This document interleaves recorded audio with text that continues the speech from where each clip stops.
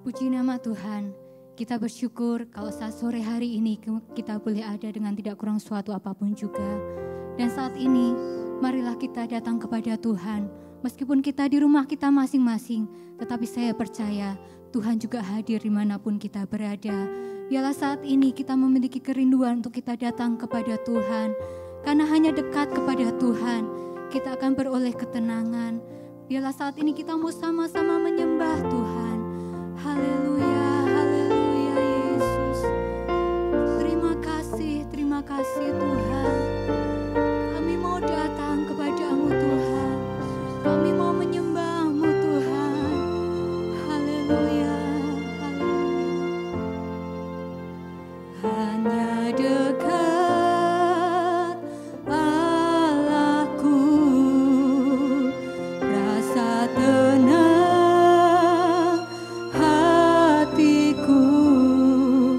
Kau sertai jalanku sepanjang hidupku. Hanya dekat padamu Tuhan. Hanya dekat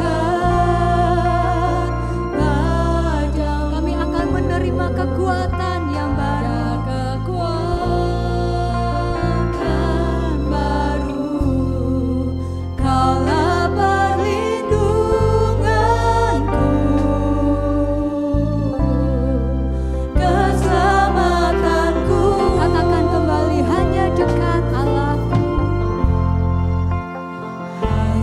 Dekat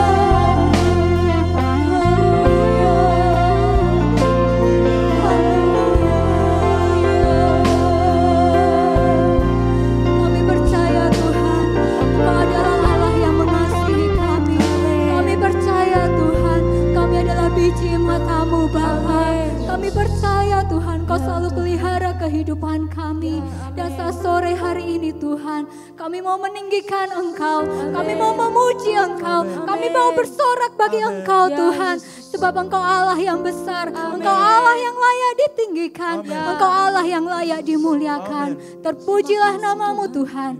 Kami akan mulaikan ibadah saat sore hari ini.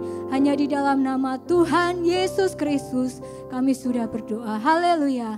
Amin. Puji nama Tuhan. Betapa senangnya kita mengikut Yesus. Walaupun Tuhan tidak pernah berjanji selalu akan panas, selalu akan hujan. Tetapi Dia selalu heran dalam memelihara kehidupan kita. Dia akan berikan kemenangan bagi setiap kita. Betapa senangnya ikut Yesus. Haleluya.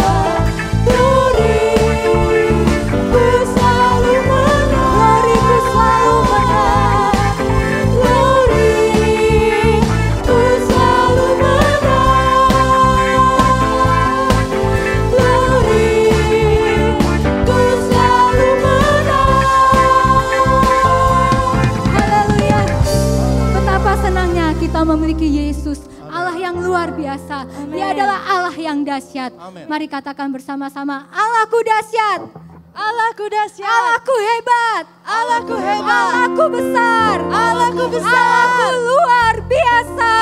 Haleluya. Puji nama Tuhan, alangkah indahnya hidup di dalam Tuhan.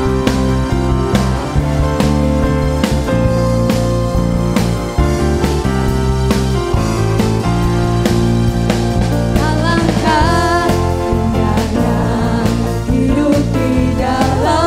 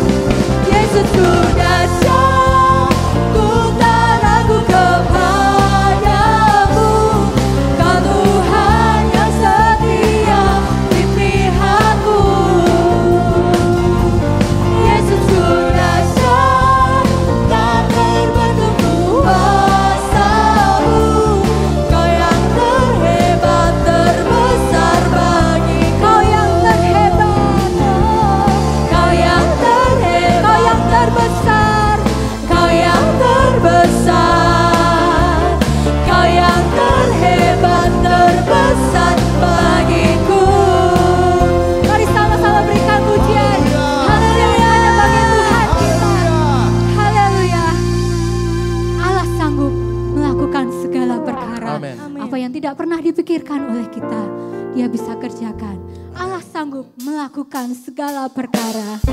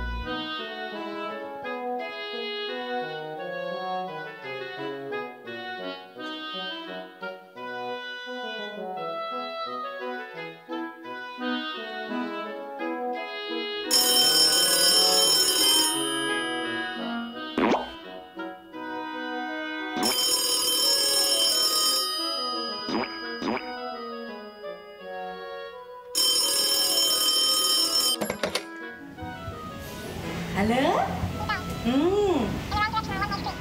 Jeng piye?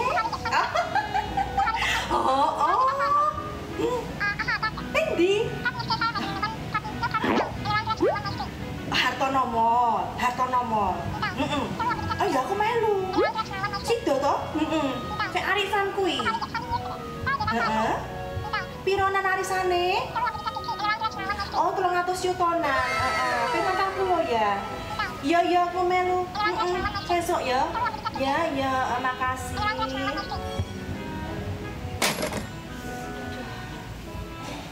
Bas? Madang yo, Bas. Aku luwe. Nggih, Ndoro. Monggo. Ndoro pesen duluan. Ya, sik wong ndi kae? Mas, Le. Oh, ya. Aku duwe chef pribadi. Heeh. Aku pesen ya. Dikon gawe akeh sego cumi. Ayam. Empal. iwak goreng, lele loro, gurami loro, terus karo apa ya? Tempe, tahu, karo es dawetnya loro. Kira pesen es? Mboten. Lah, sudah dipesenin kan? Karo Ndoro. Aku ora pesen kayak kowe. Lah, itu tadi kan banyak sekali. Kowe nggonku kabeh. Aku pesen dhewe. Ya wes lah. Wes salah. Monggo simak pengumuman berikut ini. Anda dapat mengikuti ibadah streaming melalui akun YouTube GPDI COTW Temanggung. Ibadah Raya Minggu ditayangkan jam 6 pagi dan jam 6 sore. Ibadah Pelnap ditayangkan hari Minggu jam setengah 9 pagi. Ibadah pendalaman Alkitab ditayangkan pada hari Rabu jam 6 sore. Bidstone pagi ditayangkan setiap hari Senin sampai Sabtu jam 5 pagi. Untuk antisipasi jika social distancing diperpanjang, Anda dapat menghubungi koordinator rayon, diaken, atau staf gembala untuk mendapatkan roti dan anggur perjamuan suci minggu pertama bulan Mei 2020.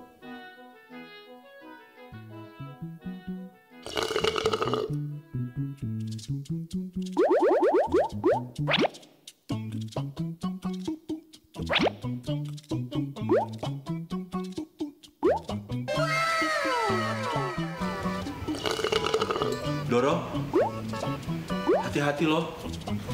Makanannya kok akeh kayak gini. Nggak takut kolesterol? Sebelum makan berdoa dulu, Bas. Kolesterol ngaci.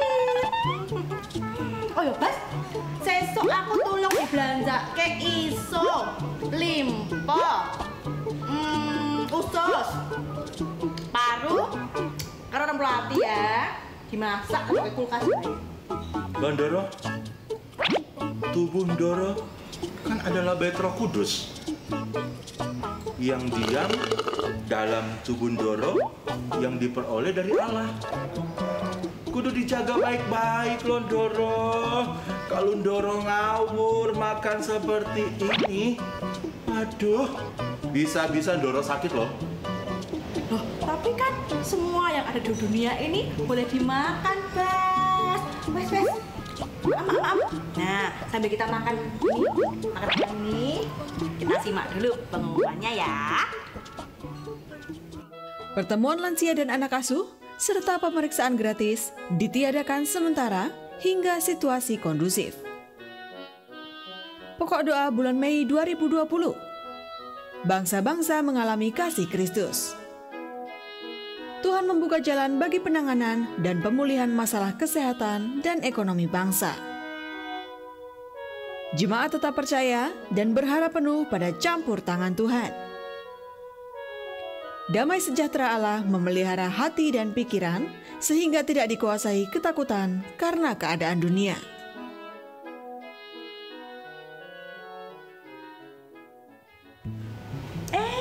Ano si Meong.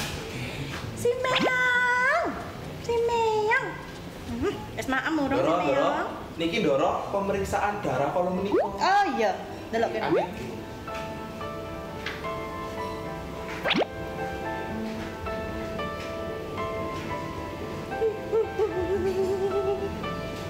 Bas, kolesterolku 500, Bas.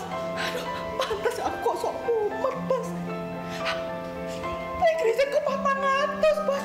Aduh, makanya kok poyokku kok loro, aduh. Asam uratku 11, Bas. Aduh, makanya kok sikilku sok ngetok-ngetok. Aduh. Padahal aku ki maem opo to, Bas? Nah, gue bilang juga apa, Ndoro? Ayo, Ndoro itu harus jaga kesehatan. Sudah tidak zamannya lagi loh, Ndoro, untuk makan-makan berlebihan. Gak sehat kan seperti ini? Loh, Bas, kowe ngerti dhewe to, aku mangan akeh opone to. Coba saiki aku mangan yo lele loro. Kilo, Gurame loro. 2 kilo, Pitik loro. Rong kandang. Bas, aku wis mah bertobat lah, Bas. Aku ora gelem koyo ngene terus aku meh diet. Loro kabeh lho awakku ngene lho. Makanya Doro, kehidupan di dunia ini itu yang paling nikmat adalah kesehatan. Karena apapun yang kita miliki di dunia ini tidak akan bisa untuk dinikmati kalau kita sakit. Bener ya, Pak.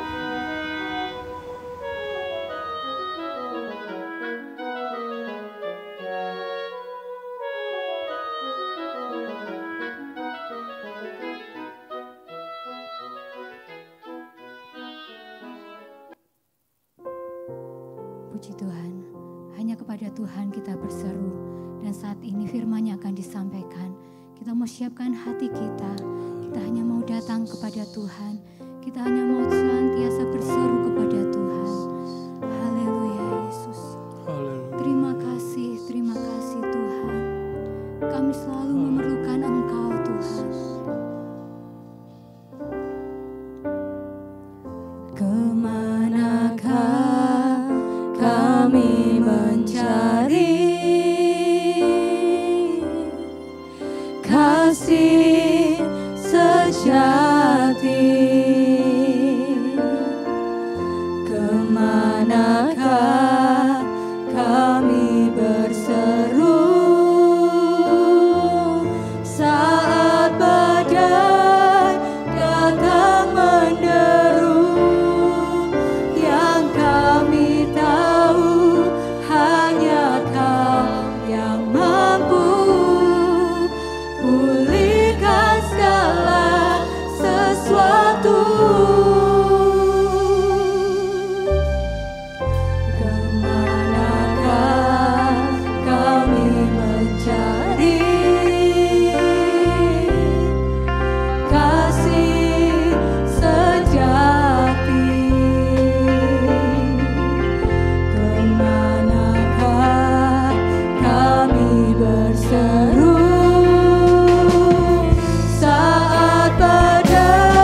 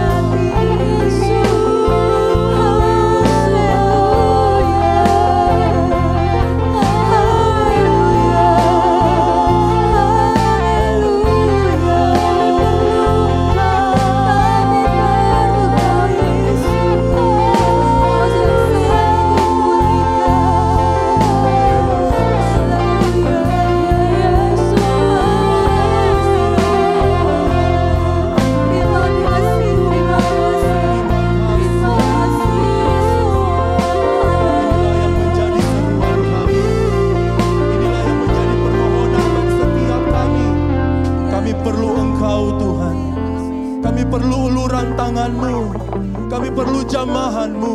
Kami perlu keajaiban-Mu terjadi dalam setiap kehidupan kami. Oleh karena itu Tuhan, kami mau tetap berserah. Kami mau tetap berharap hanya kepada-Mu sebagai pemilik kehidupan kami. Dan kami percaya Tuhan, pada saat sore hari ini firman-Mu lah yang akan meneguhkan setiap hati kami. Firman-Mu lah yang akan menguatkan setiap pribadi-pribadi kami. Sehingga kami boleh tetap terus ada di dalam Engkau. Kami boleh tetap terus percaya kepada Engkau. Urapi hamba-Mu Tuhan yang akan menyampaikan isi hati-Mu. Pakai bibir lidah hamba-Mu Tuhan.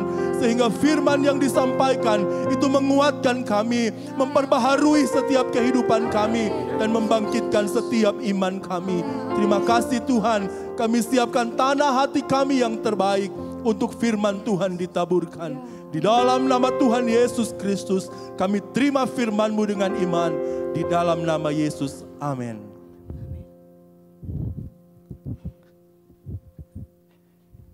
Puji Tuhan, tanpa terasa pada sore hari ini kita sudah masuk ke minggu yang keempat ya, minggu yang terakhir di bulan April ini. Dan masihkah saudara bersemangat dengan Tuhan? Masihkah saudara tetap bersuka cita? Masihkah saudara tetap di dalam damai sejahtera Allah? Mari, gak ada salahnya. Saya bukan hanya katakan ini seperti sebuah yel-yel, tetapi ini adalah perkataan iman. Ya, kita perkatakan untuk diri kita sendiri. Nanti bersama saya kita akan katakan begini. Saya sehat, saya kuat, saya berkemenangan, kemudian saya aman di dalam Tuhan Yesus Kristus. Ya, jadi saya sehat, saya kuat, saya berkemenangan, saya aman di dalam Tuhan Yesus Kristus. Mari Bapak Ibu Saudara sekalian, yang di rumah, dimanapun kita perkatakan. Ingat, firman Allah kan mengatakan, sebagaimana yang engkau perkatakan di hadapanku, aku akan melakukannya bagimu. Firman Allah sudah mengatakan demikian. Itu sebabnya ketika engkau memperkatakan ini, mungkin saudara mulai berpikir, tapi saya sedang menghadapi gejalanya. Saya merasa kaki saya linu. Gejalanya boleh saudara rasakan. Perkatakan apa yang engkau imani. Ya, jadi mungkin gejalanya engkau boleh alami, tetapi engkau perkatakan. Bukankah Injil Markus sudah mengatakan apa yang engkau perkatakan dengan iman, firman Allah yang akan mewujudkannya. Jadi Bapak Ibu Saudara sekalian, pegang firman Allah. Mari bersama-sama ya, dengan tangan terserahlah. Kalau mungkin kekuatan saudara di tangan kiri, ya gimana lah, dimulai dari mana terserah saudara ya. Jadi saya sehat, saya kuat, saya berkemenangan, saya aman di dalam Tuhan Yesus Kristus. 2, 3, mulai. Saya sehat, saya kuat, saya berkemenangan, saya aman di dalam Tuhan Yesus Kristus. Sekali lagi kita lakukan. 2, 3, mulai. Saya sehat, saya kuat, saya berkemenangan, saya aman di dalam Tuhan Yesus Kristus. Mau yang ketiga kali? Jadi kita perkatakan, ingat, ini kita sedang berkata kepada roh kita. Kita sedang berkata, saya benar-benar sehat, saya kuat, saya berkemenangan, saya aman. Mari kita ucapkan untuk yang ketiga kali dengan iman. 2, 3, mulai. Saya sehat, saya kuat, saya berkemenangan, saya aman di dalam Tuhan Yesus Kristus. Bapa di sorga, sebagaimana yang kami perkatakan, itulah yang terjadi dalam hidup kami. Kami aman di dalam Tuhan Yesus Kristus. Kami sehat di dalam Engkau. Kami kuat. Kami memang menghadapi permasalahan, tapi kami alami kemenangan. Karena kemenangan terjamin kepada Tuhan Yesus Kristus. Jadilah pada kami sebagaimana firman Allah. Di dalam nama Yesus dan semua yang percaya katakan amin. Puji Tuhan. Nah, sekali lagi, kenapa saya mengajak seperti itu? Ini sekali lagi bukan soal masalah yel-yel. Karena ketakutan dan kekhawatiran tidak akan mungkin bisa berjalan bersama-sama. Orang yang takut nggak mungkin khawatir, tetapi orang yang khawatir tidak mungkin takut. Orang yang khawatir, kekhawatiran dan damai sejahtera tidak mungkin berjalan bersama-sama. Ya. Ketakutan, kekhawatiran, dan damai sejahtera tidak mungkin berjalan bersama-sama. Orang yang damai, yang aman, tidak mungkin takut. Tetapi orang yang takut tidak mungkin mengalami aman dan damai sejahtera. Itu tidak mungkin bisa berjalan bersama-sama. Sama seperti terang dan gelap tidak mungkin bisa berjalan bersama-sama. Itu sebabnya sekarang ketika kita sedang menghadapi seperti ini, pilihan itu tergantung pada kita. Coba kita melihat Mazmur pasal yang ke-55 ayat 23. Mazmur 55 ayat 23 mengatakan, serahkanlah khawatirmu kepada Tuhan, maka Ia akan memelihara engkau. Tidak untuk selama-lamanya dibiarkannya orang benar itu goyah. Ayat ini kalau saudara lihat, serahkanlah khawatirmu. Jadi orang benar bisa khawatir. Bukan berarti orang benar, orang yang percaya kepada Yesus tidak pernah khawatir. Bukan. Orang benar bisa khawatir. Tapi bukankah Allah sendiri berkata, serahkan khawatirmu kepada Tuhan karena Dia yang memelihara. Hidupmu dipelihara oleh Tuhan. Kalau Tuhan pelihara burung pipit, kalau Tuhan, jika Dia mengatur semua isi dunia, ku tahu Dia pun juga pimpin hidupku. Kalau Tuhan yang atur isi dunia, Tuhan gak pernah terlalu sibuk untuk juga pimpin, untuk juga atur hidupmu. Jadi kalau toh kita punya khawatir, ambil pilihan. Sekali lagi, ketika engkau masuk ke dalam satu ruangan itu gelap, ada dua kemungkinan. Kalau engkau tahu situasi ruangan itu, maka engkau bisa ambil pilihan. Tetap ruangan itu mati, mungkin misalnya pernah satu kali saya masuk ke dalam kamar, istri saya sudah tertidur. Kemudian saya mau, karena saya barusan berkeringat, saya mau ambil baju. Saya ambil pilihan tetap menggelapkan kamar itu. Saya tidak nyalain lampu.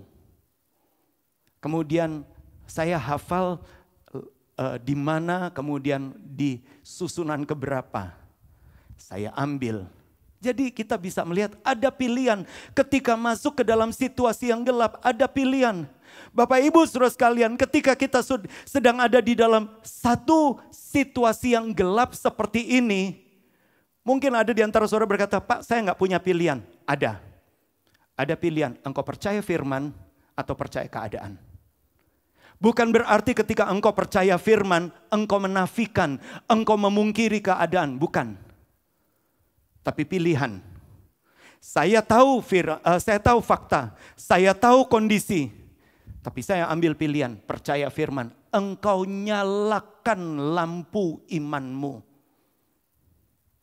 Serahkan khawatirmu karena Dia yang memelihara. Bahkan saudara bisa melihat Yesaya pasal 26 ayat yang ketiga akan mengatakan begini. Yesaya pasal 26 ayat yang ketiga, firman Allah mengatakan, yang hatinya teguh kau jagai dengan damai sejahtera, sebab kepadamulah ia percaya. Siapa yang akan Tuhan jagai dengan damai sejahtera? Yang hatinya teguh. Bagaimana hatinya teguh? Percayalah kepada Tuhan. Setiap orang bisa tahu Tuhan itu ada, tetapi enggak setiap orang mengandalkan Tuhan. Setiap orang yang ada di Indonesia harus percaya Tuhan. Karena sila yang pertama berketuhanan yang Maha Esa. Ya. Kita punya, setiap orang yang ada di Indonesia harus punya Tuhan. Ada banyak orang bisa tahu tentang Tuhan. Tapi yang mau mempercayai, mengandalkan Tuhan. Dan firman Allah mengatakan, ketika kita percaya percaya sungguh-sungguh. Kita serahkan khawatir kita, hati kita teguh. Dan kabar baiknya ketika hati kita teguh, beberapa waktu lalu kita sudah belajar, teguhnya di dalam apa? Di dalam kasih karunia Allah. Di dalam kesetiaan Allah. Dan ketika kita teguh di dalam kesetiaan Allah, gunung boleh beranjak, segala sesuatu di langit dan di bumi satu kali memang Tuhan bisa goncangkan. Supaya membuktikan bahwa kerajaannya yang tak tergoncangkan. Ibrani 12. Dan yang baik adalah, Ibrani 13 ayat 9-nya kan mengatakan, yang baik adalah engkau teguh di atas kasih karunia Allah. Jadi ketika hati kita teguh, Tuhan jagai dengan damai sejahtera. Bapak Ibu saudara sekalian, ini saatnya. Mungkin sudah sekian lama kita mulai berpikir, sampai kapan, sampai kapan. Rasanya sudah bosan. Percayalah, serahkan khawatirmu. Bahkan kalau sudah lihat di ayat yang ke-12, masih di Yesaya 26, menarik sekali. Ayat 12-nya kan mengatakan demikian. Ayat 12-nya firman Allah mengatakan, ya Tuhan, engkau akan menyediakan damai sejahtera bagi kami. Tuhan akan sediakan damai sejahtera. Bukan berarti kita nganggur ya. Perhatikan ini. Sebab segala sesuatu yang kami kerjakan, engkaulah yang melakukannya bagi kami. Amin Bapak Ibu saudara sekalian. Segala sesuatu yang engkau kerjakan. Engkau mungkin di rumah. Engkau mungkin mengalami ada penurunan. Tetapi engkau tetap kerjakan dengan setia. Engkau mungkin memang tetap harus beraktivitas di luar rumah. Engkau kerjakan di dalam kesetiaan dan tetap beriman kepada Tuhan. Pasar boleh sepi, situasi boleh sepi, tapi engkau kerjakan dengan tetap beriman. Ingat, ketika engkau melakukannya di dalam damai sejahtera Allah, apa yang dikerjakan tanganmu, Tuhan yang melakukannya untuk engkau. Buat anak-anak yang mengikuti pelajaran lewat online, ya, ayo kerjakan tugas, ya, di dalam damai sejahtera Tuhan. Jangan gresulo, jangan wah banyak tugas, wah begini. Kerjakan saja dengan setia. Mari kerjakan juga tanggung jawab rumah tangga, tanggung jawab rutinitas itu dengan setia. Karena Tuhan yang akan melakukannya bagimu. Kita bisa melihat, ini pilihan yang kita bisa ambil. Karena kekhawatiran dan damai sejahtera tidak mungkin bisa berjalan bersama-sama. Ketika engkau hidupi kekhawatiranmu, engkau tidak bisa melihat bahwa Yesus besertamu. Sama seperti dua orang yang pergi ke Emmaus. Ketika mereka menghidupi kekhawatiran mereka, sepanjang 6 mil disertai oleh Yesus. Sepanjang 3 jam lebih disertai oleh Yesus. Bahkan ketika mereka berbincang-bincang dengan Yesus di siang hari, hati mereka sudah berkobar-kobar. Tapi mata mereka nggak pernah bisa melihat bahwa Yesus menyertai. Ketika mereka menghidupi kekhawatiran, maka mereka nggak mungkin terima damai sejahtera. Tapi syukur ketika mereka sampai ke Emmaus. Kemudian mereka berkata, hai orang asing, tinggallah bersama kami. Masuklah. Kemudian mengizinkan orang asing itu memecah roti. Hari ini bukan saya yang memecah roti, bukan saya yang memecah firman Allah. Yesus sedang memecah firman Allah, memberikan pewahyuan buat Bapak Ibu Saudara sekalian. Ketika engkau mau terima roti yang dipecahkan, firman Allah yang dipecahkan itu dengan iman, maka engkau akan tercelik. Yang menyertai engkau adalah Allah penguasa langit dan bumi, adalah Allah pencipta langit dan bumi, bahkan Allah yang memiliki the possessor heaven and earth, pemilik dari langit dan bumi. Dan singkat cerita, ketika dua orang Emmaus, mereka melihat pewahyuan tentang Yesus. Apa yang terjadi? Mereka tetap tinggal di Emmaus? Tidak. Mereka kembali ke Yerusalem lagi. Saudara lihat, ketika mereka di dalam damai sejahtera Allah, maka mereka punya kekuatan untuk hadapi fakta. Bapak Ibu Saudara sekalian, mana pilihan yang kita mau ambil? hidupi kegelapannya, atau nyalakan terang firman Allah. Tapi puji Tuhan, hari ini ketika kita berbicara tentang Allah kita adalah Allah atas waktu dan atas ruang. Ini kabar baik buat kita. Dia menguasai waktu, dia menguasai ruang. Kita bisa melihat dua tanda pertama yang ditulis oleh Injil Yohanes.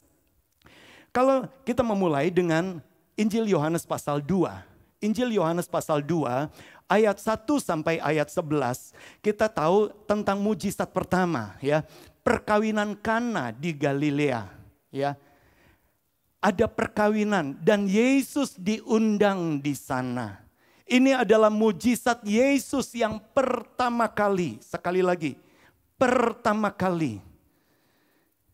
Dan firman Allah mengatakan ketika Yesus diundang, sebetulnya semua orang belum tahu siapa Yesus itu. Tetapi ibu Yesus mulai berpesan kepada para hambanya. Saya nggak tahu bagaimana si ibu ini kok bisa tiba-tiba berpesan. Dia sendiri dia belum melihat bahwa anaknya, anak yang dilahirkan itu mengadakan mujizat. Dia belum melihat.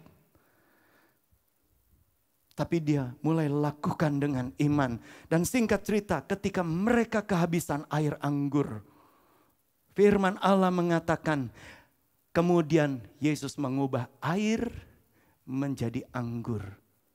Coba lihat langsung ke ayat yang ke-11. Ayat yang ke-11 mengatakan begini. Ayat yang ke-11. Hal itu dibuat Yesus di Kana yang di Galilea. Perhatikan.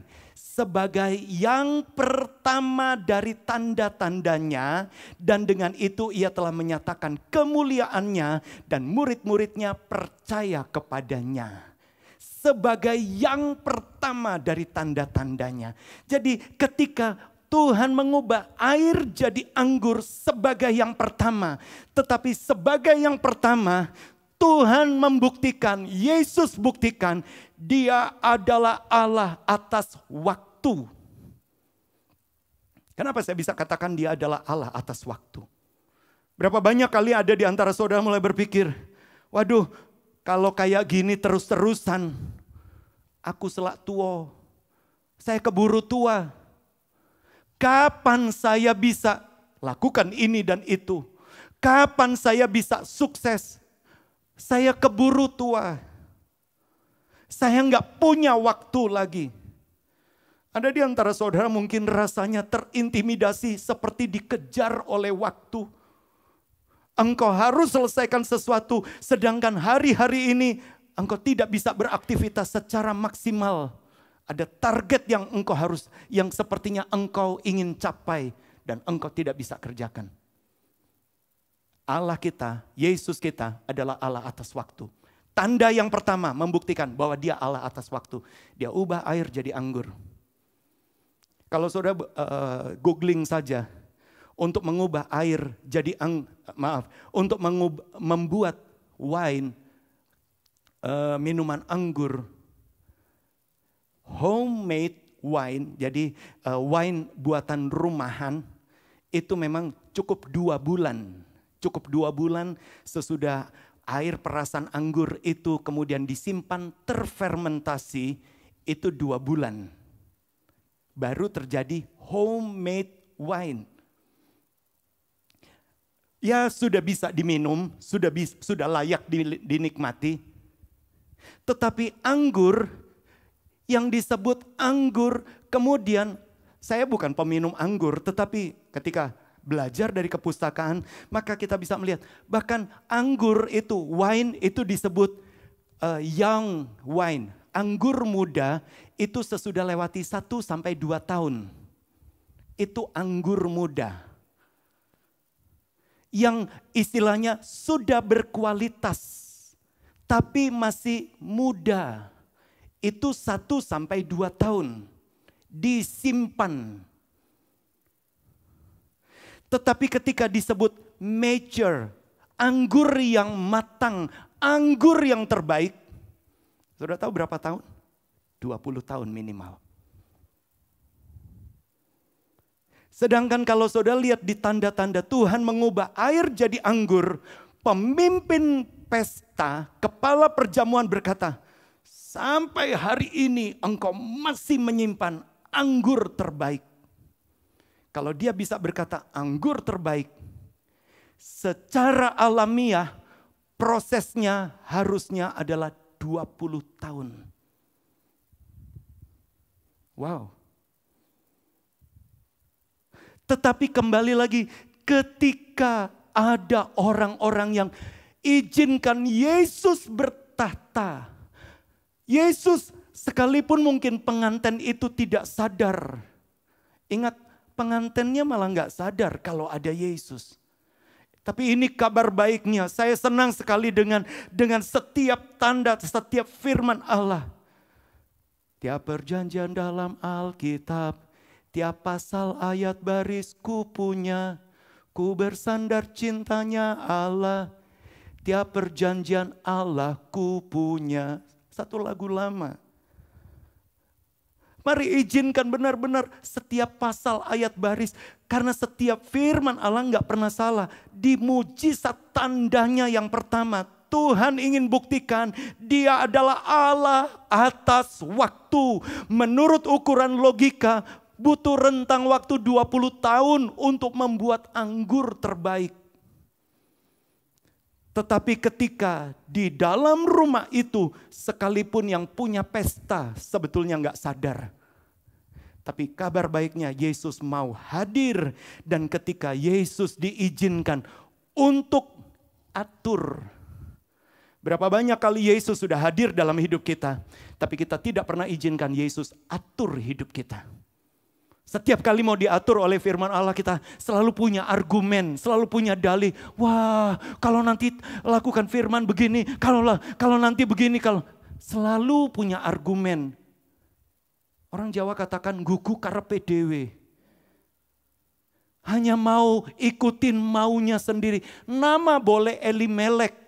Saudara ingat suami Naomi, namanya kan Elimelek. Elimelek artinya Tuhanku, Allah adalah rajaku, pengatur hidupku. Namanya boleh bagus, tapi kenyataannya untuk setiap keputusan, ambil keputusannya sendiri.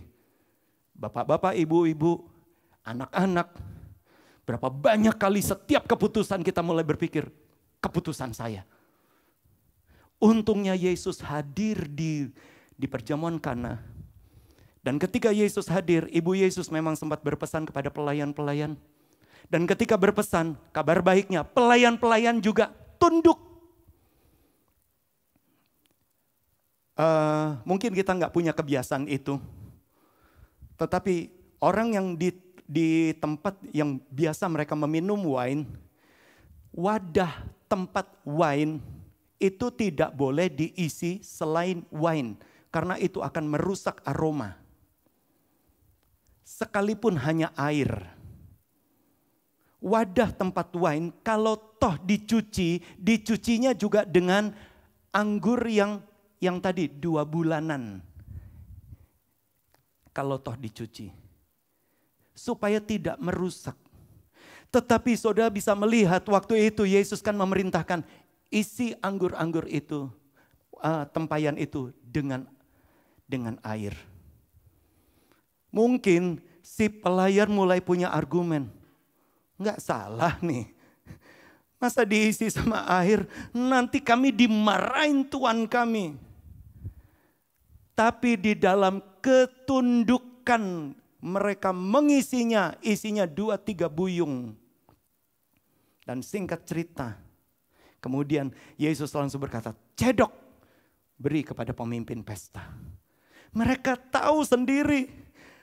Baru diisi, belum 5 menit, sudah dibilang dicedok. Mereka tahu.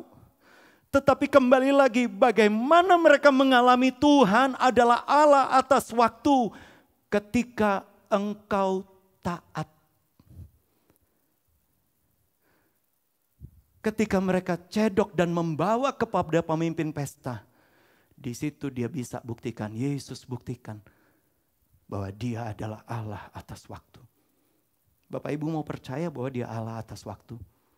Mazmur pasal yang ke-70, coba kita lihat. Mazmur 74 ayat 16 dan 17. Mazmur 74 ayat 16 dan 17 mengatakan begini. Mazmur 70, punyamulah siang, punyamulah juga malam. Engkaulah yang menaruh benda penerang dan matahari. Ayat 17, engkaulah yang menetapkan segala batas bumi, musim kemarau dan musim hujan. Engkaulah yang membuatnya. Pemazmur dia punya pengakuan. Engkau yang mengatur waktu. Kita nggak pernah bisa mengatur waktu. Manusia bisa atur yang lain. Tapi manusia nggak bisa atur waktu. Kita nggak bisa maju dan mundur. Ya, fast forward dan rewind seenaknya. Nggak bisa. Kita sekarang ada di tanggal 26. Ya, di 26 April. Kita sudah ada di jam 6 sore lebih. Kita nggak pernah bisa mundur lagi. Tetapi firman Allah mengatakan, pemazmur berkata, engkau yang menguasai. Coba kita lihat dari awal zaman, Kejadian pasal 1 ayat 14 sampai 15. Kejadian pasal 1, kapan waktu itu dimulai? Ingat, waktu Allah tidak tergantung di dalam waktu. Allah tidak masuk di dalam waktu. Karena apa? Waktu diciptakan oleh Allah. Perhatikan ayat 14 ini. Berfirmanlah Allah, jadilah benda-benda penerang pada cakrawala untuk memisahkan siang dari malam. Biarlah benda-benda penerang itu menjadi tanda-tanda yang menunjukkan masa-masa dan masa-masa yang tetap dan hari-hari dan tahun-tahun. Jadi benda di langit itu menunjukkan waktu. Ketika mulai diciptakan. Perhatikan ayat 15 dan sampai 17 tadi. Dan sebagai penerang pada cakrawala, biarlah benda-benda itu menerangi bumi dan jadilah demikian. Ayat 16-nya. Maka Allah menjadikan kedua benda penerang yang besar itu, yakni yang lebih besar untuk menguasai siang, kita sebut matahari, dan yang lebih kecil untuk menguasai malam, dan juga menjadikan bintang-bintang. Bintang-bintang itu sebetulnya juga matahari yang jauh, ya, jauh jaraknya dari bumi. Ayat yang ke-17. Allah menaruh semuanya itu di cakrawala untuk menerangi bumi, terus sampai 19. Dan untuk menguasai siang dan malam, untuk memisahkan terang dari gelap. Perhatikan, Allah melihat semuanya itu baik. Ayat yang ke-19, maka jadilah petang dan jadilah pagi, itulah hari yang keempat. Oke, kita lihat. Waktu itu diciptakan pada hari yang keempat. Benda-benda penerang diciptakan pada hari yang keempat. Matahari diciptakan pada hari yang keempat. Hari yang keempat. Tapi sekarang kita mundur ayat yang ke-12. Ada sesuatu yang ingin saya sampaikan. Tanah menumbuhkan tunas-tunas muda, segala jenis tumbuh-tumbuhan yang berbiji, segala jenis pohon-pohonan yang menghasilkan buah yang berbiji. Allah melihat bahwa semuanya itu baik. Hari yang ketiga, Allah menciptakan pohon. Dan ayat ini mengatakan pohon yang berbiji, pohon yang berbuah, itu diciptakan hari yang ketiga. Hari yang keempat baru diciptakan matahari. Sekarang permasalahannya, bagaimana pohon bisa hidup tanpa matahari? Tanpa sinar matahari? Bagaimana pohon bisa menghasilkan buah tanpa fotosintesis yang dihasilkan oleh sinar matahari yang menyoroti dan kemudian bereaksi dengan klorofil zat hijau daunnya untuk menghasilkan buah dan menghasilkan biji. Karena itu diciptakan duluan di hari yang ketiga. Sedangkan Allah baru menciptakan matahari di hari yang keempat. Allah keliru? Tidak. Dia yang ciptakan waktu. Dia yang berkuasa. Berapa banyak kali kita juga mulai berpikir, kalau seperti ini terus-terusan, bagaimana saya bisa berbuah? Bagaimana saya bisa berbiji? Bagaimana saya bisa bermultiplikasi? Bagaimana saya bisa berlipat kali ganda?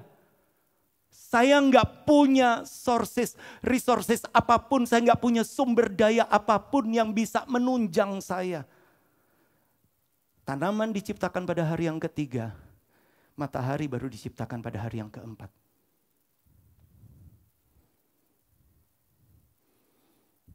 ada sesuatu yang luar biasa Allah ingin tunjukkan. Coba kita lihat di Wahyu 22 ayat yang kelima. Wahyu 22 ayat yang kelima. Karena inilah yang akan terjadi juga. Saat bumi, langit dan bumi yang baru. Dan malam tidak akan ada lagi di sana. Mereka tidak memerlukan cahaya lampu dan cahaya matahari. Perhatikan secara spesifik. Mereka tidak butuh cahaya lampu dan cahaya matahari. Sebab Tuhan Allah akan menerangi mereka. Dan mereka akan memerintah sebagai raja sampai selama-lamanya. Kenapa pohon bisa berfotosintesis? Kenapa pohon bisa tetap menghasilkan buah sekalipun mataharinya belum ada? Karena Allah ada. Sehingga karena Allah ada, sekalipun secara jasmani mereka perlu sinar matahari untuk secara alamiah untuk bisa menghasilkan buah. Tapi Allah, keberadaan Allah itu cukup buat semuanya. Berapa banyak kali orang malah berpikir, kalau masalah Allah, masalah rohani, itu kan masalah gereja, masalah spiritual. Saya kan masih mijak bumi. Percayakah Bapak Ibu saudara sekalian, bahwa ketika engkau benar-benar percaya Dia adalah Allah penguasa waktu. Sepertinya engkau nggak punya matahari penunjang semua yang engkau butuhkan. Rezekimu gimana? Tapi saya hanya mau sampaikan, hari ini percayalah engkau sedang disinari oleh wajah Allah sendiri. Bukankah selalu di akhir kebaktian Allah menghadapkan wajahnya kepadamu dan menyinari engkau. Terima dengan iman. Dan puji Tuhan, biarlah besok-besok ketika saudara bisa beribadah lagi, jangan buru-buru pulang sebelum doa berkat. Kadang-kala mulai berpikir, wah tapi parkirnya nanti susah kok ya. Wah nanti kalau udah, sehingga pokoknya selesai doa kemudian atau mulai merem. Tapi puji Tuhan, ya tunggu sampai berkat Tuhan. Kenapa? Allah sedang menyinari engkau dengan wajahnya dan memberi engkau kasih karunia. Dan kabar baiknya itu akan terjadi nanti di langit dan bumi yang baru. Enggak butuh matahari lagi. Tetapi Allah sendiri jadi sumber terang itu. Dan dari Dia terpancar segala kehidupan yang kita butuhkan. Di masa-masa yang sukar ini. Nyalakan lampu imanmu. Izinkan terang firman Allah diwahyukan buat hidupmu. Allah penguasa atas waktu. Sekarang kita lihat Allah penguasa atas ruang. Dan menarik sekali, nggak ada yang kebetulan, itu ditulis di Injil yang sama. Coba kita lihat Yohanes 4 ayat 54. Yohanes 4 ayat 54. Saudara bisa melihat ayat ini juga. Itulah tanda kedua yang dibuat Yesus ketika Ia pulang dari Yudea ke Galilea. Itulah tanda yang kedua. Dan gak kebetulan tempatnya hampir sama dengan Kana. Coba mundur ayat 46. Ayat 46. Maka Yesus kembali lagi ke Kana di Galilea. Di mana Ia membuat air menjadi anggur. Dan di Kapernaum ada seorang pegawai istana yang anaknya sedang sakit. Posisinya hampir sama di Kana, dekat Kana. Kalau tanda yang pertama Allah tunjukkan Dia adalah, Yesus tunjukkan Dia adalah Allah atas waktu. Alkitab menuliskan sebagai tanda yang kedua, itu pun di lokasi yang sama. Lokasimu di mana? Lokasi kita sedang ada di situasi force major, ya. COVID-19 outbreak. Saya membatalkan banyak penerbangan kami. Dan ketika akhirnya membatalkan, kemudian dari penerbangan mengembalikan dananya 100%. Kemudian mereka langsung memberikan alasannya. Reasonnya adalah force major. COVID-19 outbreak. Sekalipun pada perjanjian awalnya itu tidak bisa dikembalikan, tetapi karena force major, karena satu keadaan yang gak pernah bisa dikendalikan. Ya. Kita hidup di situasi yang sama. Sebagaimana tadi permasalahan di Galilea, kita bisa melihat ketika Allah menunjukkan tanda yang kedua di lokasi yang sama. Jadi saya hanya mau sampaikan, di lokasi di saat ini Allah ingin tunjukkan dia adalah Allah atas waktu. Waktu hidupmu ada di tangan Tuhan. Waktumu boleh berjalan terus, tapi ingat, Tuhan menjadi sumber terangmu. Tuhan menjadi resourcesmu, menjadi sumber yang tidak pernah habis. Tadi kan sudah dinya, apa yang gak pernah dilihat mata, yang gak pernah terbersit. Itu sebabnya mari tetap bersuka cita. Tadi kan sudah diajak, betapa senangnya ikut Yesus. Dia selalu menolongku. Ketika tadi Ibu Grace dia menyanyikan itu, saya teringat dulu Ibu David Nugroho juga suka menyanyikan lagu itu. Ya, berhubung mama sama anak ya sama saja. Ya, anak nurun juga dari mamanya. Jadi saya hanya, oh persis ya kayak Tante Gio. Oke. Kenapa kita bisa bersuka cita? Karena kita sadar dia adalah Allah atas waktu hidup saya. Saya nggak bisa ngulang waktu hidup saya, tapi saya punya Allah yang berkuasa atas waktu hidup saya. Tetapi di saat yang kedua, di lokasi yang sama, dia ingin buktikan bahwa dia adalah Allah atas ruang. Dia tidak pernah terbatas oleh ruang. Berapa banyak kali orang mulai berpikir, Pak, kalau nggak di gereja rasanya kurang greget. Gereja boleh ditutup.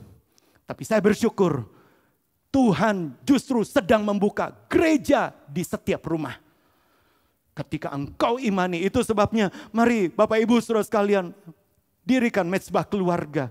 Jadikan rumahmu menjadi gereja dan hidupmu itu sebetulnya adalah gereja. Gereja bukan soal organisasi, gereja adalah organisme. Adalah hidup kita. Hidup kita adalah gereja Tuhan. Dan itu enggak pernah bisa ditutup. Mungkin bisa ada macam-macam. Tapi ketika engkau izinkan, engkau nyalakan imanmu. Engkau izinkan Allah memberikan pewahyuan. Gereja hidupmu enggak pernah bisa ditutup. Sudah lihat lokasinya sama.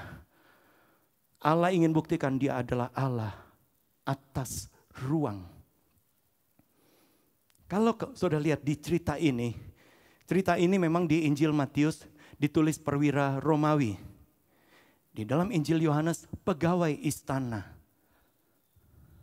Ketika itu dia datang kepada Yesus. Dan di dalam Injil Yohanes dia berkata, anakku sedang sakit, datanglah. Kemudian waktu itu Yesus masih tetap di situ, di Kana dekat Galilea.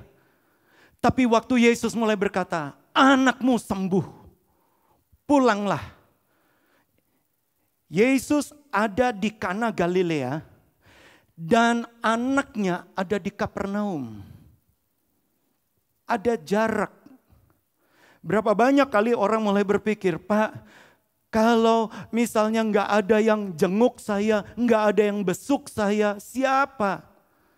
Tapi hari ini saya imani, di dalam nama Yesus, kalau engkau sedang sakit, kalau engkau sedang bermasalah, kalau engkau sedang menghadapi sesuatu, entah di dalam kota ini, di luar kota, bahkan di luar negeri sekalipun, Tuhan adalah Allah yang menyembuhkan.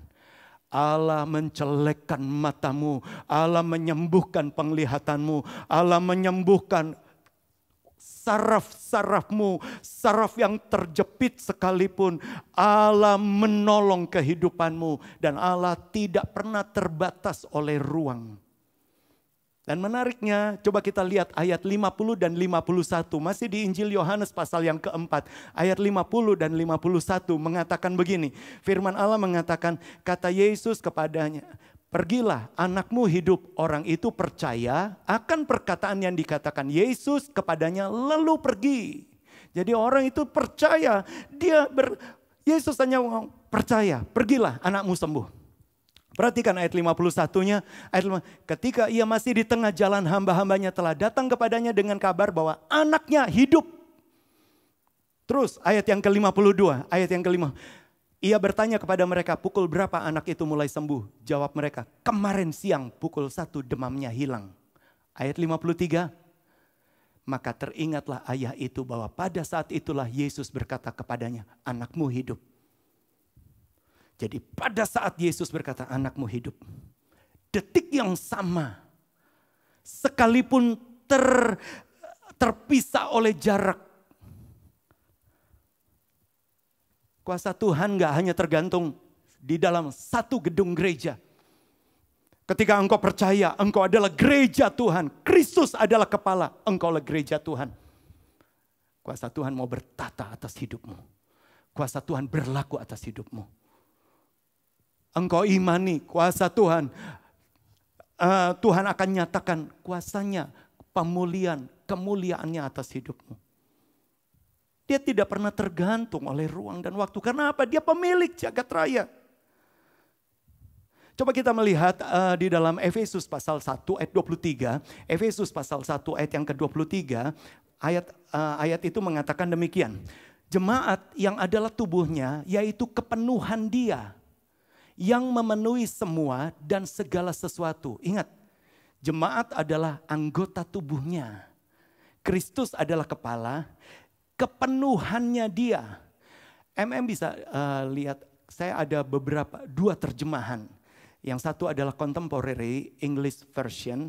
Mengatakan ini, the church is Christ's body and is filled with Christ who completely fills everything. Gereja adalah tubuh Kristus dan dipenuhi dengan Kristus yang memenuhi secara utuh segala sesuatu. Who completely fills everything. Jadi Kristus itu memenuhi semua. Engkau bisa katakan segala sesuatu itu, entah itu tempat, entah itu apapun. Dia penuhi. Kemudian kalau di dalam Today English Version yang bagian bawah mengatakan the church is Christ's body, the completion of him who himself complete all things everywhere. Dia penuhi segala sesuatu dimanapun. Jadi saudara bisa melihat ayat-ayat ini mengatakan Yesus adalah kepenuhan dari segala sesuatu. Sehingga dimanapun engkau berada. Dia adalah kepenuhan. Tetapi permasalahannya, apakah kita terhubung dengan dia? Berapa banyak kali kita tahu tentang dia, tapi kita nggak pernah mau terhubung. Setiap kali mau terhubung, dia sertai. Kembali lagi, yang mengalahkan sebetulnya, yang sebetulnya membatasi kita terhubung dengan dia adalah pilihan kita sendiri. Kalau engkau lebih hanya memilih percaya pada dirimu sendiri, percaya pada pemikiranmu, percaya kepada argumen-argumenmu sendiri, maka kabar baiknya Tuhan itu, bukankah Wahyu 3 ayat yang ke-20 mengatakan, lihat aku mengetuk di depan pintu. Tuhan gak pernah berkata gini, lihat aku ada di depan pintu membawa basoka. Kalau gak mau buka tak jebol. Enggak, Tuhan kita Tuhan yang sopan. Ya. Dia mengetok di depan pintu.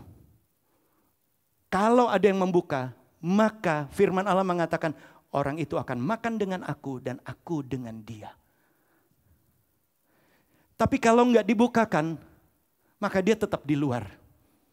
Sebetulnya yang membatasi, ya, yang membatasi sebetulnya apakah kuasa Tuhan bisa berlaku adalah keputusan-keputusan kita. Yang membatasi apakah kuasanya juga berlaku atas waktu dan ruang hidup kita sebetulnya adalah keputusan kita sendiri. Kita mau libatkan dia, kita mau izinkan dia masuk, kita mau izinkan dia bertata atau tidak. Padahal dia selalu ingin memberi yang terbaik. Saya ingin buktikan di dua contoh terakhir ini. Bahwa dia Bahkan sebetulnya yang bersangkutan merasa tidak butuh. Coba kita lihat Markus 4 ayat 35.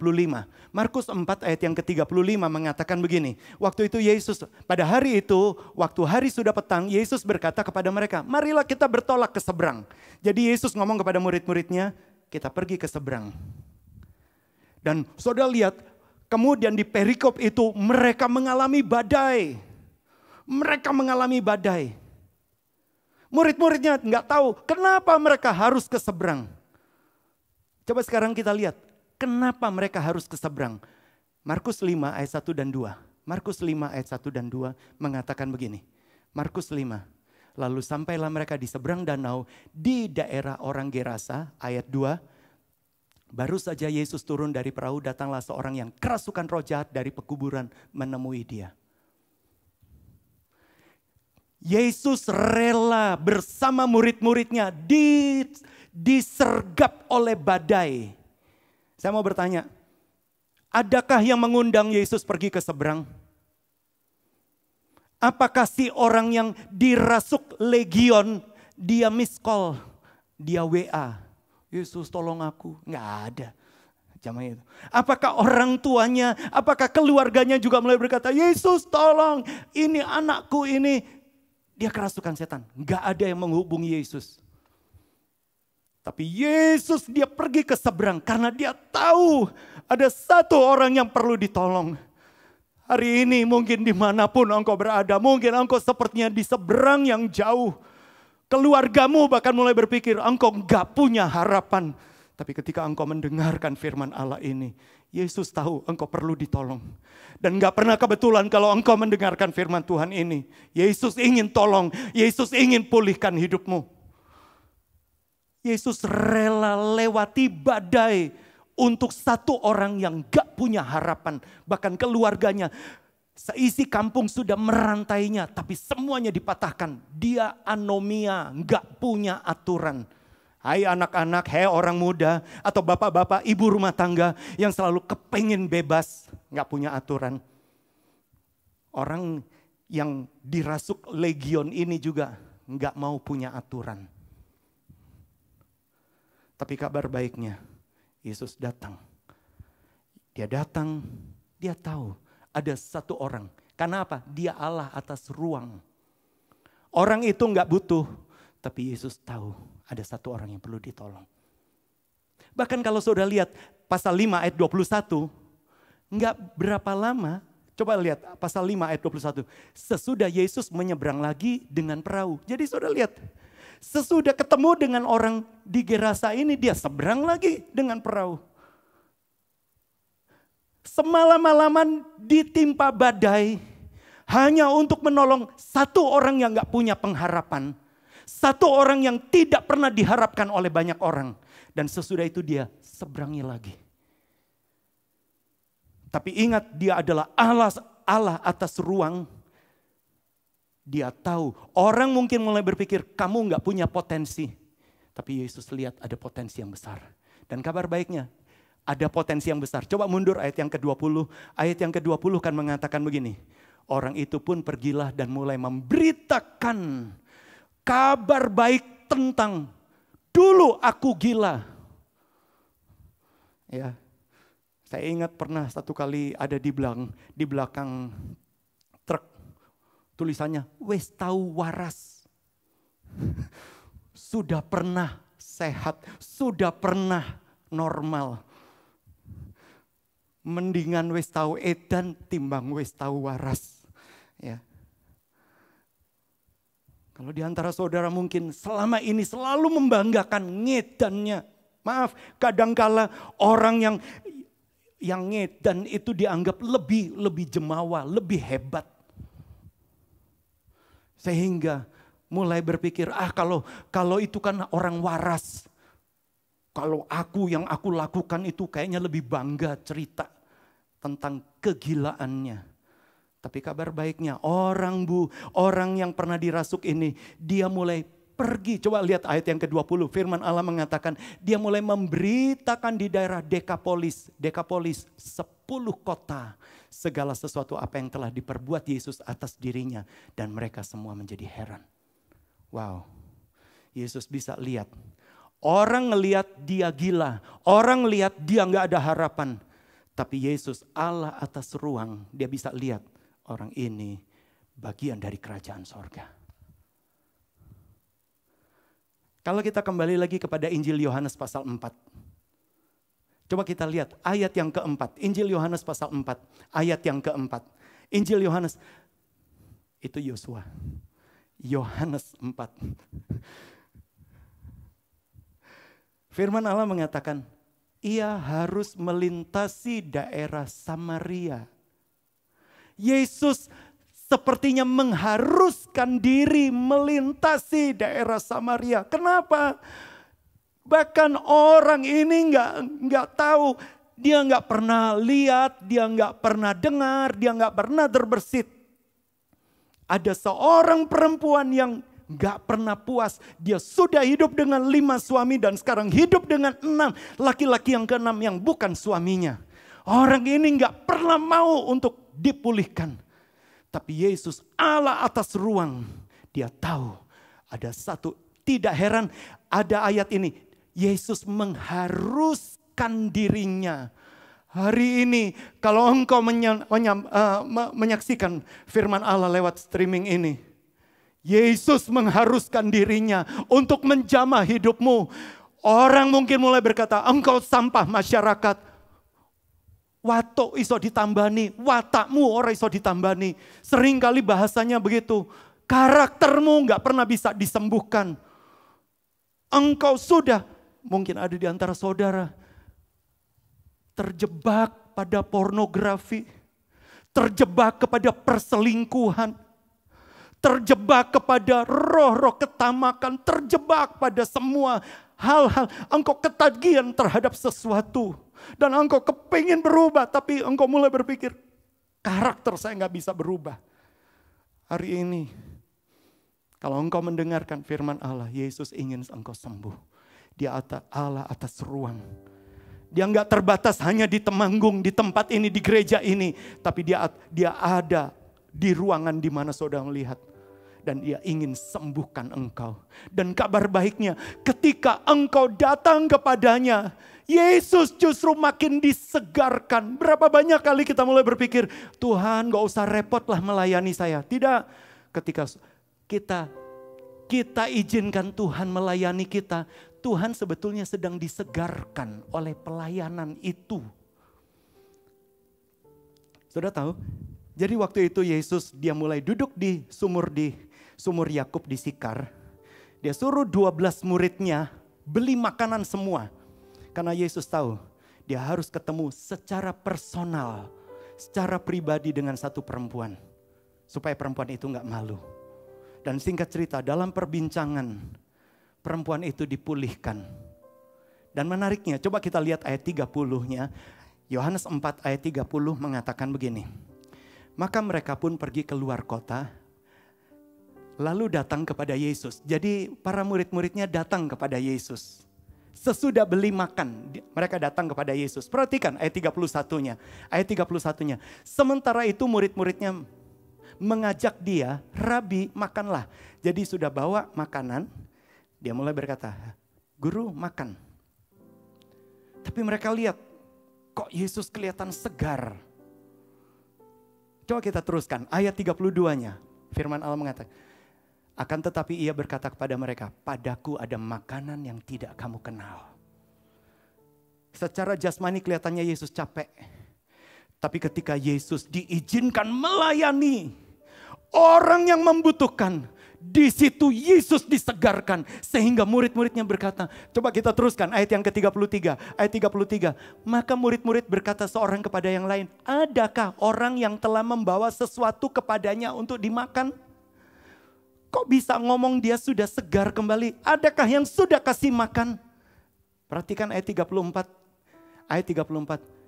Rezekiku, jadi di dalam terjemahan lama, rezekiku ialah melakukan kehendak Dia yang mengutus aku dan menyelesaikan pekerjaannya.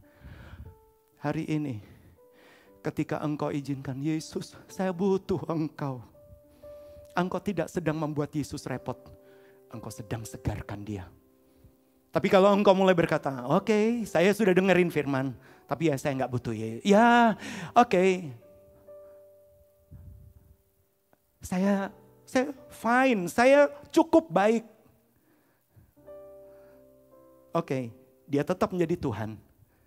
Tapi ketika engkau benar-benar datang, Tuhan, tolong saya.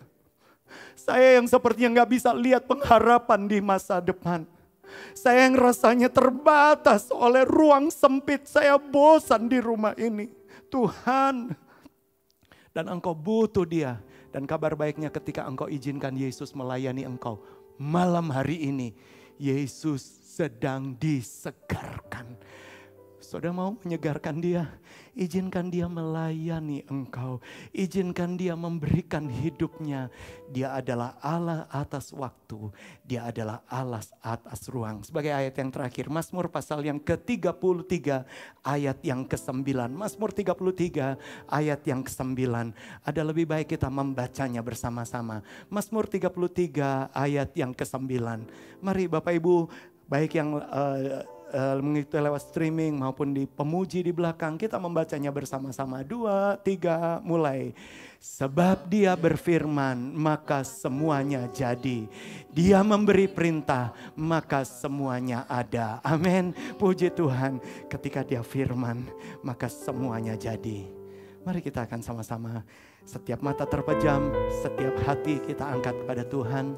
Para pemuji akan menyanyikan sebuah pujian pada Tuhan. Dia tidak pernah tinggalkan kita. Dia tetap Tuhan yang besar.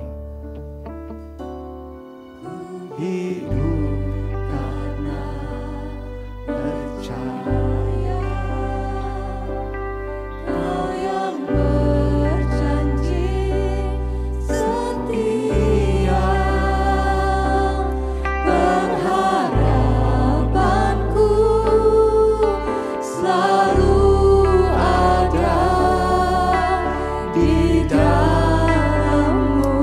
kasih. Kami tidak menyerah Tuhan. Ku tidak akan menyerah meski dalam kesesakan.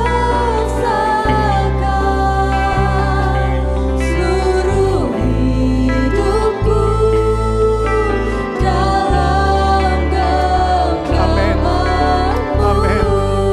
Karena kami punya Tuhan yang besar. Aku punya Tuhan yang besar. Terima kasih. Yang telah berjanji dan sanggup mengenangi imanku bersemangat percaya masanya.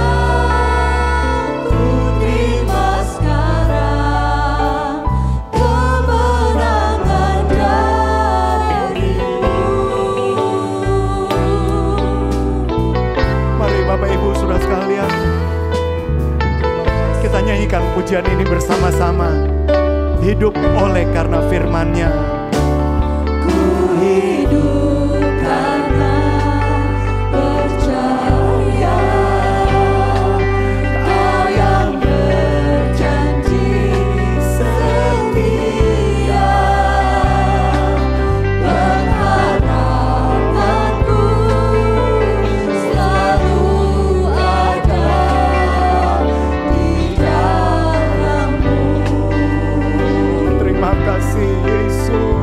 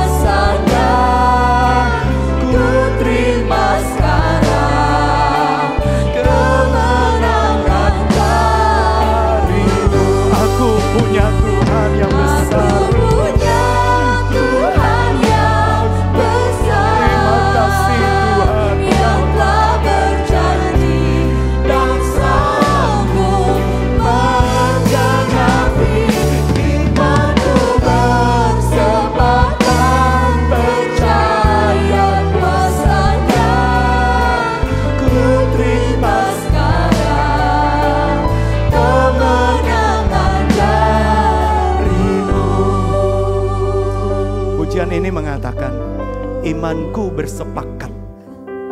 Permasalahannya, ketika Tuhan sudah sampaikan firman-Nya, apakah iman kita sepakat? Kita memiliki imannya Tuhan. Sebagaimana Ibu Heni Asa pernah sampaikan, adakah engkau masih punya iman? Apakah engkau setuju dengan imannya Allah? Allah, Dia tidak melihat kegelapan ini, tetapi Dia berkata, jadi terang dalam hidupmu, jadi terang dalam situasimu, jadi terang dalam fakta, jadi terang di dalam kondisimu. Dan ketika engkau bersepakat dengan Dia, ketika engkau bersepakat, engkau akan lihat Dia adalah Tuhan yang besar. Dia Tuhan yang tidak pernah biarkan. Katakan dengan iman, aku punya Tuhan yang besar, yang tak berjanji, tak sanggup menggenapi. Imanku bersepakat, percaya kuasa-Nya, ku terima sekarang kemenangan darimu. Aku punya Tuhan yang besar. Terima kasih Tuhan, terima kasih. Amin, amin. Kalau Engkau berjanji, Engkau sanggup menggenapinya.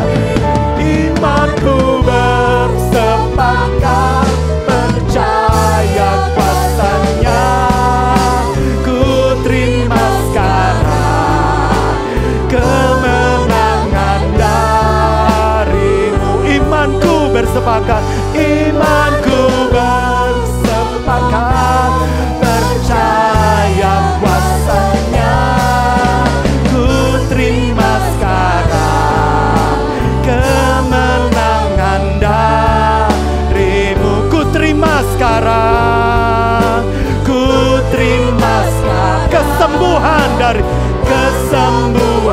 darimu. Ku terima sekarang, ku terima sekarang kelepasan darimu.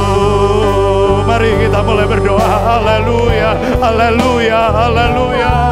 Engkau adalah Allah atas waktu hidup kami. Engkau adalah Allah atas musim hidup kami. Kira lama-lama saya, kami percaya kepadamu Tuhan.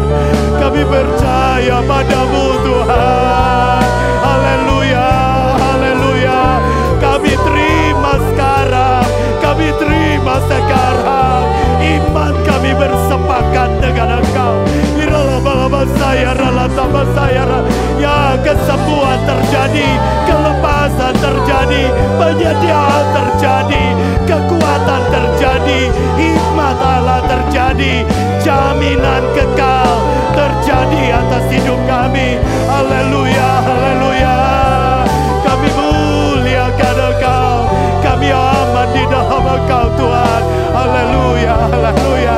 Iralama saya rala tamasyikarala, iralama saya rala tamasyikarala tamas, iralama shikaya rala tamasaya rala tamasuri kaya, urala tamasaya rala tamasyikarala, iralama tamasyikarala rala tamasuri kaya, iralama tamasaya rala tamasyikarala. Dalam keterbatasan kita untuk altar call, mungkin ada di antara saudara-saudara mulai berpikir, kalau terus-terusan seperti ini, saya nggak punya waktu lagi. Saya nggak punya waktu lagi. Target saya nggak akan tercapai. Tapi malam hari ini, kalau engkau percaya, di tempat engkau berdiri, engkau angkat tanganmu dengan iman. Dia tetap Allah atas waktu. Engkau punya target dan targetmu mungkin terbatas oleh waktu. Tapi Dia adalah Allah atas waktu. Kiralah malam. Di dalam nama Tuhan Yesus Kristus, kami semua terbatas oleh waktu Tuhan. Kami terbatas oleh waktu kami yang terus bertambah, terus mengejar. Tapi malam hari ini di dalam nama Yesus, di dalam nama Yesus, kami lepaskan kuasa-Mu. Kami lepaskan kuasa-Mu atas waktu hidup kami, atas musim, atas setiap masa hidup kami. Kami lepaskan dan kami akan melihat kalau Engkau sanggup ubah air jadi anggur. Engkau padatkan waktu, Engkau mampatkan waktu. Engkau adalah Allah yang sama, dan kuasamu masih bisa terjadi hari ini. Kuasamu terjadi hari ini, kuasamu terjadi malam ini atas setiap kami. Bahkan hamba-Mu berdoa untuk bangsa kami. Tuhan, sekalipun Tuhan untuk dunia ini juga Tuhan, kami mau tetap beriman. Engkau tetap Allah atas waktu. Engkau sanggup kerjakan dengan cara-Mu yang ajaib. Terima kasih Tuhan, terima kasih. Saya mau berdoa juga secara khusus buat saudara. Ketika saudara mulai berpikir, saya punya keluarga yang jauh, bagaimana dengan mereka? Saya nggak bisa kunjungi mereka. Saya punya anak, saya punya keluarga. Tapi hari ini percaya, Allahku adalah Allah atas ruang dimanapun engkau berada. Dimanapun engkau berada. Mari kita mulai bersyafaat buat keluarga kita. Kita bersyafaat buat siapapun. Mungkin dia terbatas oleh ruang. Bahkan ruang-ruang hidupmu mungkin rasanya membosankan. Engkau mulai terbatas oleh ruang. Dan engkau mulai berkata, saya enggak berkutik dengan situasi ini.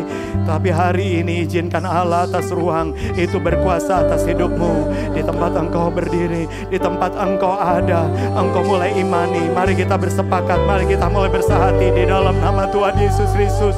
Engkau adalah Allah atas ruang hidup kami Tuhan.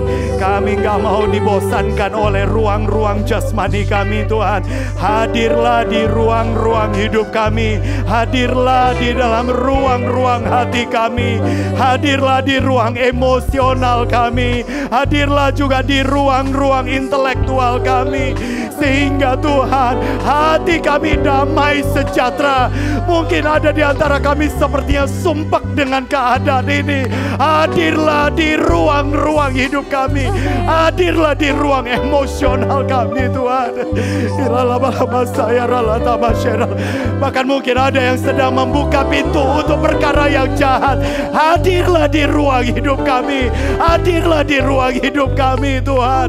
Dan Engkau sendiri yang bereskan, sehingga kami punya pengalaman pribadi dengan juru selamat, dengan perkara yang baik dan bukan dengan perkara yang buruk. Dan kami yakin ketika Engkau hadir di dalam ruang hidup kami, kalau Engkau sanggup bebaskan orang yang di Gerasa, Engkau sanggup bebaskan kami dari ikatan, dari ketagihan, dari kelemahan-kelemahan, dari roh perselingkuhan, dari roh ketamakan, dari roh-roh jahat. Engkau hadir di ruang hidup kami. Terima kasih Tuhan, terima kasih. Kami mengucap syukur Tuhan buat malam hari ini Tuhan. Engkau terus hadir di dalam ruang keluarga kami juga. Sehingga Tuhan, kami berkeluarga Tuhan. Di dalam situasi ini kami akan memiliki waktu yang berkualitas. Karena Engkau hadir di sana. Engkau pulihkan sebagaimana Engkau pulihkan perempuan di Sikar. Engkau adalah Allah yang memulihkan hidup kami.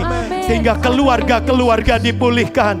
Kami akan mengalami pemulihan-pemulihan yang luar biasa. Bahkan suami istri yang sudah retak, bahkan mungkin yang sudah hancur sekalipun, Engkau hadir di ruang kami, di space kami Tuhan. Dan kami akan melihat, disitulah kami dipersatukan. Kristus adalah seluruh kesempurnaan keutuhan Allah. Dan terima kasih, hadirlah juga di ruang-ruang anak-anak muda yang ada Tuhan. Sehingga mereka tetap hidup di dalam ketaatan. Mereka menikmati Tuhan kebersamaan dengan keluarga. Hamba-Mu berdoa, itu terjadi bagi setiap kami. Itu terjadi bagi setiap kami. Karena Engkau hadir di ruang-ruang hidup kami. Dan kami tidak perlu khawatir, ruang-ruang di masa depan Engkau sudah hadir di sana. Engkau sudah hadir di sana. Engkau memenuhi dengan perkara yang terbaik. Engkau sudah prepare a table. Engkau sudah sediakan hidangan bagi kami di hadapan para lawan kami. Terima kasih Tuhan, terima kasih. Kami mengucap syukur Tuhan buat kebaikan dan kemurahan-Mu Tuhan. Mari saudara kita terima berkat dari Tuhan. Tuhan memberkati engkau dan melindungi engkau. Tuhan menyinari engkau dengan wajahnya dan memberi engkau kasih karunia. Bahkan Tuhan menghadapkan wajahnya kepadamu dan memberi engkau shalom, damai sejahtera. Kini saudara-saudaraku sekalian, kita jalani hari-hari hidup kita dengan membawa berkat dari Allah Bapa, kasih karunia dan perkenanan oleh korban Yesus yang sempurna di kayu salib, penyertaan kuasa Roh Kudus yang akan terus menyertai engkau, membuat engkau bersukacita karena engkau akan dipimpin dari iman kepada iman, dari kebenaran pada segala kebenaran. Engkau akan dibawa dari kemuliaan pada kemuliaan yang lebih besar lagi. Bahkan perlindungan kuasa darah Kristus akan melindungi engkau dan keluarga serta orang di balik bayangmu. Dari mara bahaya, sakit, penyakit, niat jahat, kecelakaan, wabah, bencana, kuasa kegelapan, dari roh-roh jahat maupun dari pelecehan-pelecehan. Kami terima semua berkat ini dalam nama Yesus, dan semua yang percaya katakan amin. Puji Tuhan, selamat malam dan Tuhan berkati.